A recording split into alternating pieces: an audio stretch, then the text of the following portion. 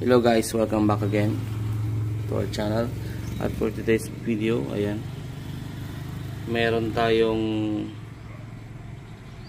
solar charger dito na PWM. So papakita ko lang sa inyo yung setup natin kung paano natin charge yung ating mga DeWalt batteries gamit yung solar. Okay, this is the cheap way para ma-charge natin yung ating mga DeWalt batteries dahil ayan, malakas din talaga sa kuryente dahil marami tayong mga batteries na ginagamit natin sa mga daily projects natin. At ito yung naisipan ko, bali nagtatry lang naman ako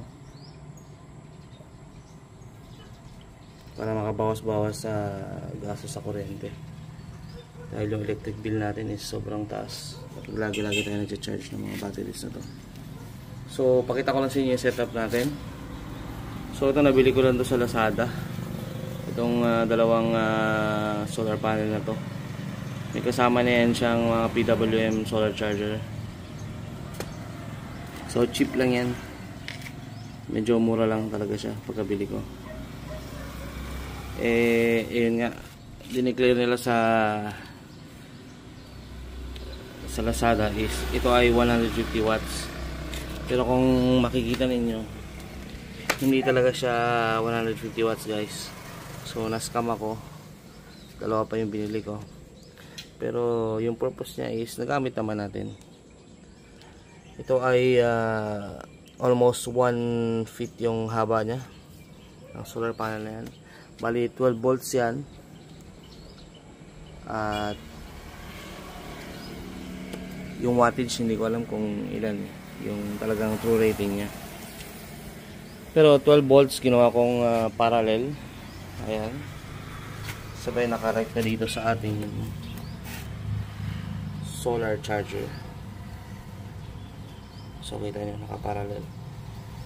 At itong battery natin is 12 volts, 7 amps.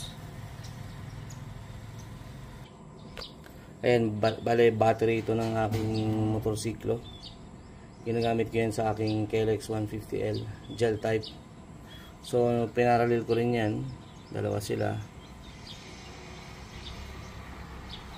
Tapos nag-connect ako ng inverter. Itong inverter na ito na ginamit ko is 150 watts lang ito. Yan yung kanyang specs. Ayan, 12 volts, 150 watts yung kanyang output, 220 volts yan. Yung input niya is 12 volts, ang output niya is 220, 150 watts.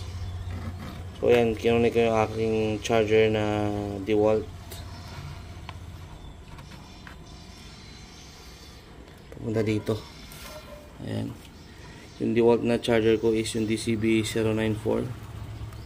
So far so good. Yung wire guys ginamit ko is yung sa nabili kong charger ko sa aking cellphone na merong display. So yan ngayon, hindi natin makita dito sa camera, pero ang charging niya ngayon is umabot siya ng 65 watts. So kaya medyo mabilis madaling yung ating battery.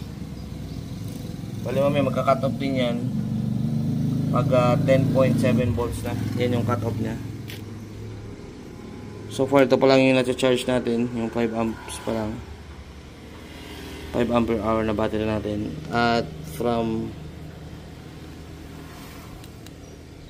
fully drained battery, ngayon ay meron na siyang 2 bars. So yung purpose ng video na to is hindi para magyabang sa inyo. This is a educational purpose lang. Okay, para magkaroon tayo ng idea at makapag-charge tayo ng battery free gamit ang sikat ng araw through our solar charger, solar panel. Ayan. At yan, nakapila yung mga battery na yun. Charge natin yan mamaya kung kaya pa ng ating baterya. At ayun, dahil medyo mabagal talaga itong mag-charge yung ating solar panel dahil maliliit. So anyways, tinry ko rin itong gamitin. Itong aking charger na to, DCB 1102. Nga lang guys, mabagal kasi ito eh. Mabagal mag-charge pag ito yung ginamit natin. Kasi ang output ito, ilang watts na to, masyadong mabagal. So ayun, sabi ko na rin yung point ko. Kaya ito yung ginamit ating charger. Dahil 100 watts po to, declared nila. Pero yung totoong voltahe niya, totoong output niya is maximum 65 watts lang po yan. Which is tama naman po sa display natin. 65 watts po. Hindi lang talaga makakuha ng camera natin. So far so good, nag-charge naman po siya, maayos ang lahat. Stable naman. So, yun lang. Thank you for watching, and please hit the like and subscribe button for more videos to come, at para matulungan nyo rin yung channel natin. Maraming salamat. God bless po.